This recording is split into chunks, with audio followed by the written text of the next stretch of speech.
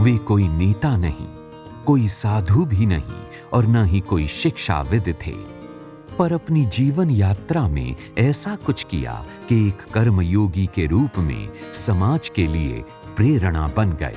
मोहनलाल जैन एक कर्मयोगी।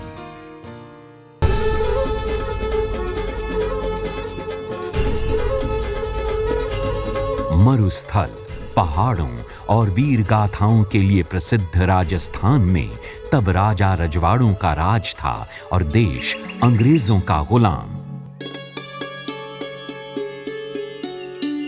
24 सितंबर 1919 को सरदार शहर के इसी घर में धनराज दसानी और धापी देवी की 5वीं संतान मोहन जी का जन्म हुआ था।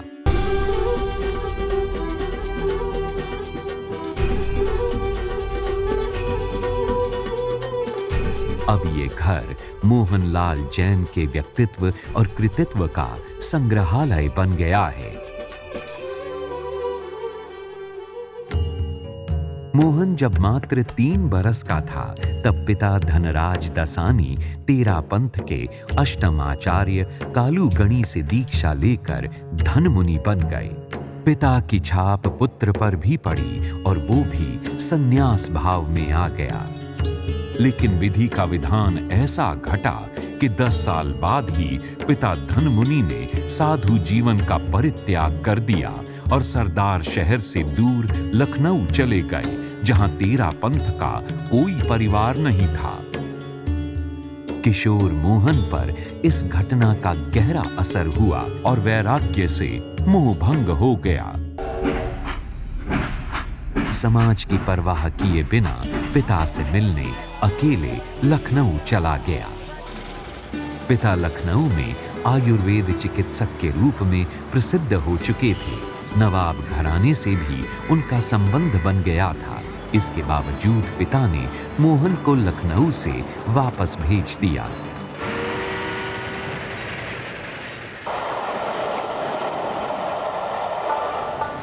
किशोर मोहन की स्थिति देख परिवार के लोग चिंतित रहते थे। ध्यान हटाने तथा व्यापार से जुड़ने के उद्देश्य से उसे कोलकाता भेज दिया गया। कि मनोहरदास कटरा के अंदर में हम लोगों की बहुत बड़ी गद्दी थी। पारिवारिक बिजनेस था चौथमल दूलीचंद, 125 साल पुराना फर्म था। बुजुर्ग वगैरह बड़े जो हैं वो यहाँ रहते थे और जैसे जैसे जो भी बड़ा होता था और वो कलकत्ता आता था, तो मोहनलाल जी भी उसी हिसाब से बड़े हुए थोड़े, तब कलकत्ता आए। पर काम में मन नहीं लगता था। समाज सेवा या उस टाइम में स्वतंत्रता का संग्राम, तो मन उनका उसी में लगा रहता था। गंजी ले लो गंजी, 4 आने में गंजी। कोलकाता की एक दूसरी घटना है। स्वाभिमानी मोहन ने किसी के तंज कसने पर चौथमल दूलीचंद गद्दी का काम छोड़ दिया और सियालदाह स्टेशन के सामने फुटपाथ पर गंजी बनियान बेचने लगा। इसी क्रम में मोहनलाल एक बार बिना किसी को बताए अमृतसर पहुंच गया।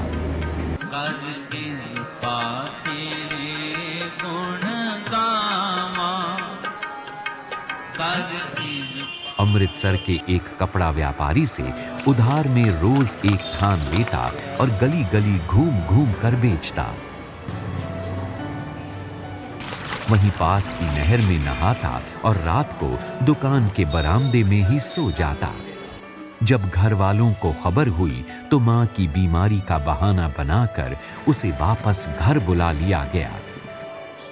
इस बीच मां की जिद पर मोहन ने शादी के लिए हामी भरी और सरदार शहर के चिंडालिया घराने की बेटी भागीरथी के साथ बिना किसी आडंबर के उसकी शादी हो गई। मोहनलाल ने ज्ञान मंदिर नामक संस्था का गठन किया और एक दुकान के सामने चौकी पर सत साहित्य का प्रचार प्रसार करने लगा। 1946 में मोहनलाल जी जैन ज्ञान मंदिर के नाम से पुस्तक विक्रय का काम करते थे। इसी क्रम में मोहन को आर्थिक उपार्जन के लिए वाराणसी जाना पड़ा। मोहन वाराणसी की गलियों में घूमकर एक कंपनी का कन्फेक्शनरी बेचता था और रात को स्टेशन पर सो जाता था। इस व्यापार में जब उसने अपनी पकड़ बना ली तभी उसे धोखा मिला।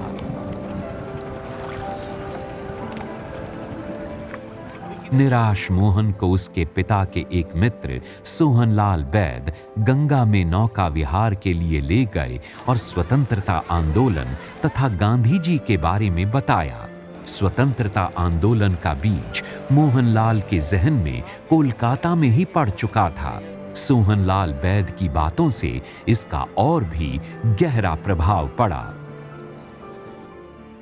मोहनलाल वापस सरदार शहर आ गए। तब यहां राजा का प्रभाव था। मोहनलाल गुप्त रूप से आजादी का आंदोलन चलाने लगा, साथ ही महात्मा गांधी का अनुकरण करते हुए आजीवन खादी धारण करने का संकल्प लिया। लाहौर में 26 जनवरी को झंडा फहराने की कार्यक्रम तय हो गया था। उसके बाद में सरदार सर के हर घर पे झंडा लगाया। मोहनलाल जी ने जो प्रयास उस समय किया वो शायद कोई दूसरा नहीं कर सकता था। और जो गढ़ है उसके जो राजा का झंडा था उससे भी ऊपर कर दिया।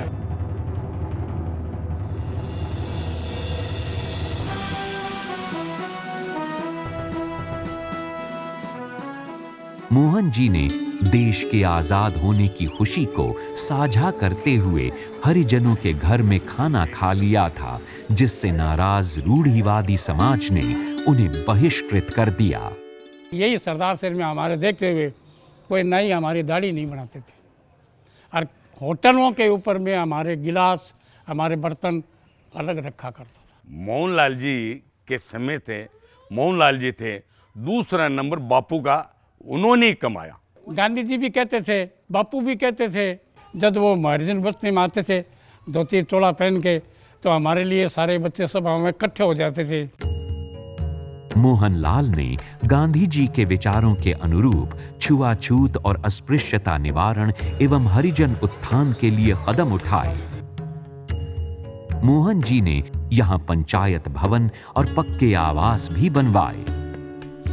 हम लोग कच्चे बस्तियों में रहते थे, गोबर गारा का मकान बनाए हुए, तो उन्होंने हमारे लिए ये क्वार्टर बना के दी थी। बस्ती के बच्चों को कम से कम 12-13 हम बच्चे ये ट्रेनिंग दी जाती थी। मिनख मिनख में भेद भावरी, भींत अरे मत खींचो। मिनख मिनख में भेद भावरी, भेद अरे मत खींचो, कुण ऊंचो कुण नीचो। अस्पृश्यता निवारण का ये गीत अब भी वाल्मीकि नगर के लोगों की जुबान पर है।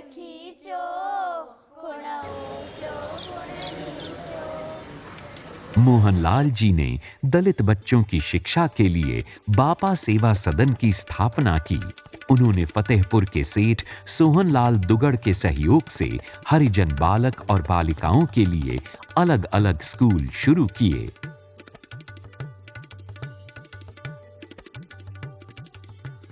उन्होंने कभी स्कूली शिक्षा प्राप्त नहीं की थी। जब पहली बार उन्हें स्कूल भेजा गया और वहाँ उन्होंने देखा कि एक गुरुजी एक बच्चे को बुरी तरह से पीट रहे हैं, वो घर आ गए थे और उसके बाद कभी वो स्कूल नहीं गए। और जिंदगी भर वो घटना उनको प्रेरित करती रही। बाल मन को समझते हुए उन्हें शिक्षा दी जाए, उन्हें बढ़ने का मौका दिया जाए।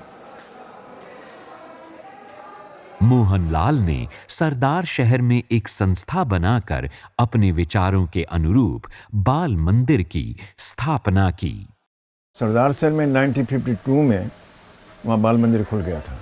Whole heartedly he was a Montessorian. उस समय जैन साहब व्यवस्थापक थे। पढ़ाई के लिए टीचर्स को पैसे नहीं थे, तो उन्होंने अपनी पत्नी भागीरथी देवी के गहने रख करके भी पैसे चुकाए थे। जो लास्ट एक चूड़ी बची थी माँ की, गोल्ड की बैंगल, वो एक स्कूल के टीचर्स की सैलरी चुकाने के लिए बेचनी पड़ी। महिलाएं घूंघट के बिना बाहर नहीं निकलती थी। बड़े बुजुर्ग रहते थे तो चप्पल पहन के भी नहीं जाती थी, चप्पल हाथ में लेके जाती थी। सरदार शहर में ये प्रथा थी।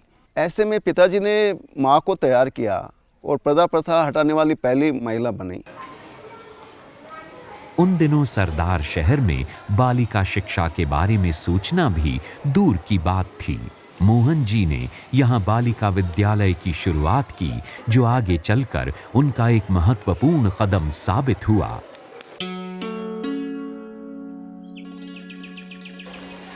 बालबाड़ी यानी बच्चों के लिए मॉन्टेसरी एजुकेशन की व्यवस्था मोहन जी की एक अभिनव पहल थी।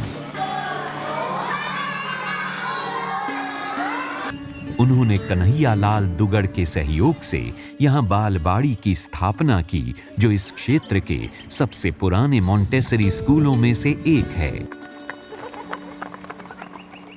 वर्तमान में ये गांधी विद्या मंदिर के रूप में एक स्वतंत्र विश्वविद्यालय बन गया है। ये वही स्थान है जहां मोहन जी अन्याय के खिलाफ अनशन और सत्याग्रह किया करते थे। वहाँ क्या होता था कि गुंडे लोग महिलाओं को छेड़ते थे और उनके विरोध में सत्याग्रह करने वाले पहले व्यक्ति थे। इसी गढ़ के समक्ष मोहन जी ने शहीद स्मारक के मामले में भी अनशन किया था। शहर के एक प्रभावशाली व्यक्ति ने शहीद स्मारक को तोड़ दिया था।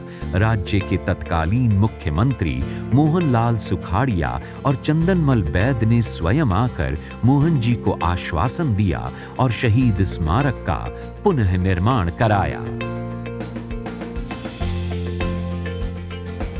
बरड़ासर, जो अब एक विकसित गांव बन गया है, हरिजन बहुल ये गांव मोहनलाल जी का एक प्रमुख कार्यस्थल था।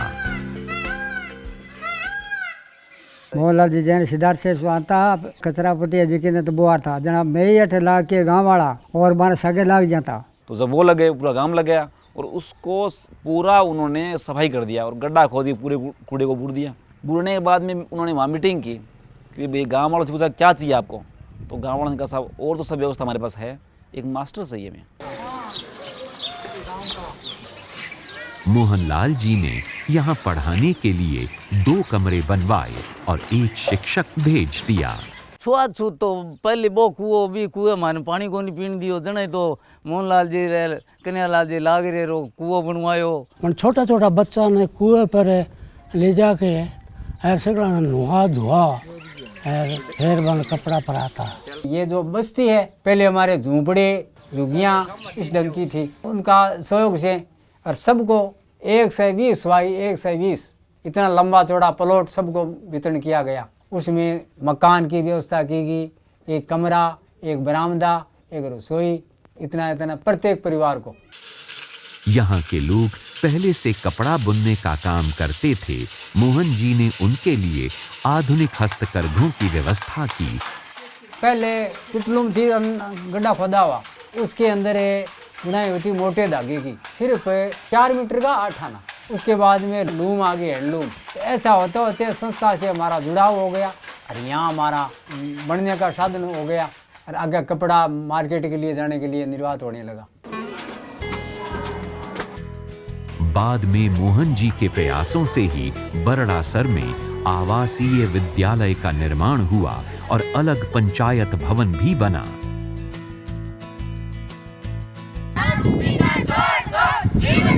गांव बदला, स्थितियां बदली तो यहाँ संस्कार निर्माण की भी आवाज गूंजने लगी।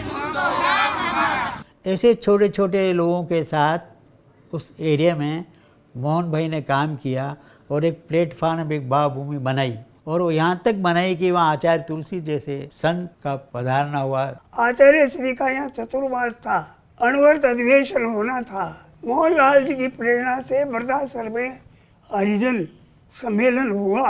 आचार्य भाई यहाँ आया नहीं, तब सबको दारू छुड़ाने वास्ते सबको हाथ में जड़ दियो कि भाई दारू नहीं पीना, बीड़ी नहीं पीनी। मोहनलाल जी द्वारा ही ये काम हुआ। वहाँ पर अणुव्रत का राष्ट्रीय अधिवेशन हुआ था और उस गांव में कोई भी जैन परिवार नहीं था और उस पूरे कार्यक्रम की गूंज पूरे देश में हुई। बड़े बड़े राजनेता वहाँ आए और उस समय मोहन भाई जी का जो व्यक्तित्व था वो व्यक्तित्व और ज़्यादा व्यापक हुआ।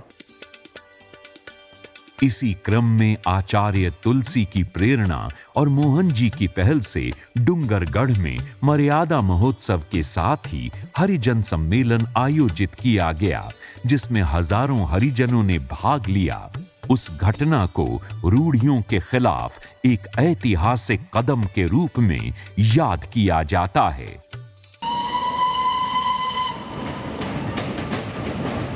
इस बीच मोहन जी की पारिवारिक जिम्मेदारियां बढ़ गई थीं। आर्थिक उपार्जन के लिए एक बार फिर उन्हें कोलकाता जाना पड़ा।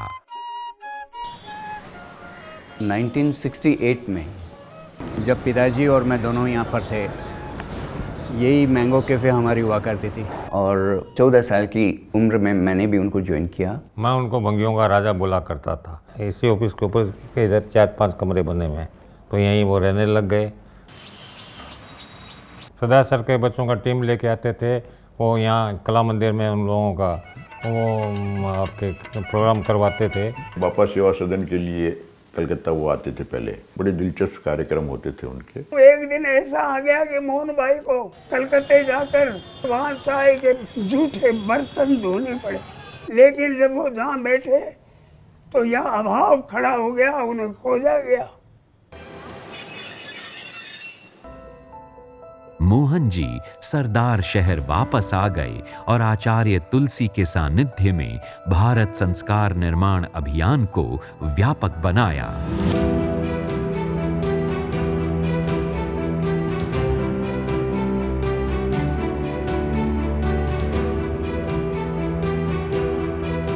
आचार्य तुलसी ने देखा था कि एक ऐसा व्यक्तित्व है जो कुछ करने की लालसा रखता है। बहुत कम लोग हैं जो ऐसे होते हैं कि भी कुछ किया जाए समाज के लिए कुछ। हम लोग गांव में जाते, शराबबंदी के लिए गीतिकाएं हैं, लोकगीत है, लोक नृत्य है। नशाबंदी, शराबबंदी के पोस्टर लगाते थे, उनको प्रदर्शनी दिखाते थे।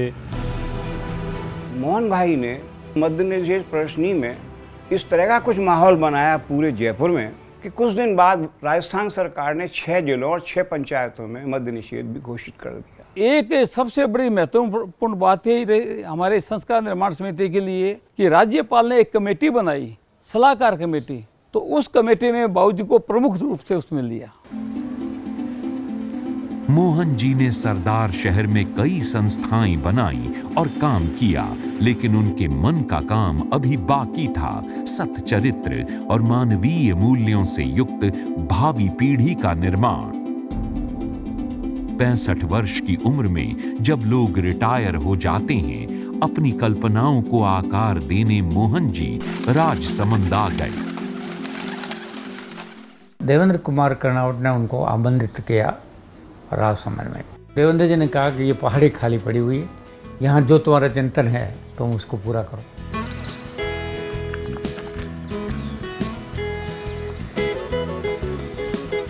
मोहन भाई जब यहाँ आए और इस पहाड़ को देखा तो यहाँ क्या था? सांप थे, बिच्छू थे और जंगल था बिल्कुल। स्वयं अणुव्रत अनुशास्त्र आचार्य श्री तुलसी इन पगडंडियों के सारे वहाँ ऊपर पहुँचे और जिस जगह उसका शिलान्यास होना था वहाँ पगड़ियाँ किए उन्होंने, और फिर मोहन भाई ने वहाँ अलग जगाई। वहाँ रेत के ऊपर वो अणुव्रत विश्व भारती का मानचित्र बनाते हुए भी मैंने उन्हें देखा है। उनके पास में जो जोधाराम बैठा होता था, वो पूछते, जोधा जी ये ऐसे नहीं बना के ऐसे बनाएंगे तो कैसा ठीक रहेगा? जोधाराम कहता, मैं बाबूजी पढ़ा लिखा नहीं हूँ। तो मोहन भाई कहते, मैं कौन सा पढ़ा लिखा हूँ? बाबूजी को गोलियों मांडता, પછી મિસ્ત્રીને કહેતા કે ऐसा મખવા બનાવના। બાબુજીને આશે નહીં આવતા તો दूसरे दिन में तोड़ नाखता, दूसरा बनावा आता कि ऐसा बनाओ। बाबूजी रात दिन काम करता, मैं मजदूरों लाया वे मेहनत करता, पत्थर पाड़ता, मट्टी ले माथा पर मट्टी नाखता कि मैं मट्टी मुँह न कहूँ, अरे नहीं बाबूजी नहीं। राजसमंद की झील के किनारे मनोरम पहाड़ियों के बीच अणुव्रत विश्व भारती और बालोदय बच्चों की शिक्षा और चरित्र निर्माण का एक अभिनव संस्थान है। वो कहा करते थे कि जब स्कूल से छुट्टी होती है, घंटी बोलती है, तो बच्चे ऐसे स्कूल से दौड़ के निकलते हैं जैसे कोई जेल से उनको छोड़ा गया है। और वो चाहते थे ऐसा एक संस्थान बनाना जहाँ बच्चे जाएं, उनको जाने का समय हो तो वो कहें कि नहीं हम जाना नहीं चाहते।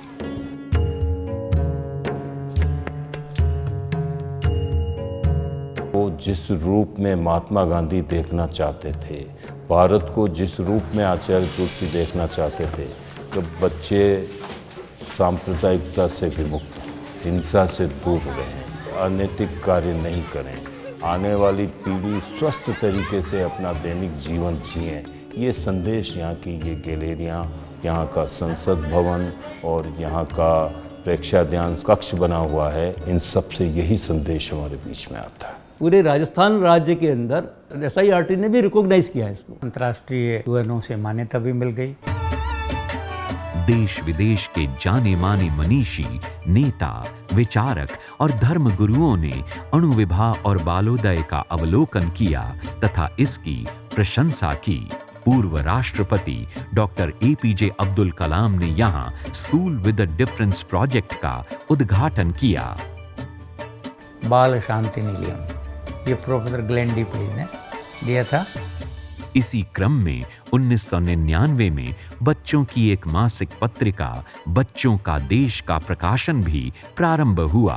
कल्पना जैन जो उनकी पुत्री थी, उनको प्रेरित किया कि वो बच्चों के देश का एक मासिक पत्रिका निकाले। अणु विभा और बच्चों का देश उनके सपनों और उनके जीवनादर्शों का एक साकार रूप है। मैं तो उनके व्यक्तित्व से प्रभावित हुआ कि ऐसा सरल, सादा, निराभिमानी और प्रामाणिक व्यक्तित्व आज के ज़माने में मिलना बहुत मुश्किल है। जीवन में जिनके अणुव्रत आया उन व्यक्तियों की गिनती की जाए तो उनमें प्रथम श्रेणी में भाई मोहन जी जैसे व्यक्तियों का नाम आने वाला है। जयपुर के पास पहाड़ियों के बीच मोहनलाल जी की प्रेरणा से बाल संबल की स्थापना की गई। बाल संबल की स्थापना 2008 में हुई थी और यहाँ पे ऐसे बच्चे हैं जिनके कोई पेरेंट्स नहीं हैं और उन बच्चों को हम शिक्षा के साथ साथ में हर तरह की ट्रेनिंग देते हैं। कविताएं लिखते थे, कई उनके कविता संग्रह भी सामने आए। एक कविता में उन्होंने लिखा कि तकलीफ़ें आई, बहुत आई, बार बार आई। मैंने उनसे एक बार पूछा कि अब फिर कब आओगी, तो बोली क्या खाक आए, तुमने कभी समझा हमें तकलीफ। मोहनलाल जैन को उनके कार्यों के लिए सरकार एवं विभिन्न संस्थाओं द्वारा अणुव्रत पुरस्कार, राजीव गांधी मानव सेवा पुरस्कार और गांधी सेवा पुरस्कार जैसे कई सम्मानों से सम्मानित किया गया। यस्य चित्तम निर्विषयम हृदयम यस्य शीतलम तस्य मुक्ति करस्थितः। यह है हमारे मोहनलाल जी की जीवन दिशा। इतना एक उनका वेश कोई बदला नहीं था, मुंह में पट्टी नहीं बांधी थी, लेकिन आदर्श जीवन सजैन जीवन साधते थे। गुरुओं के आशीर्वाद से, समाज के सहयोग से, साथियों के सहभागिता से और परिवार के सहयोग से बड़ी खुशी, बड़ी सफलता मैं धन्य अपने को अनुभव कर रहा हूँ।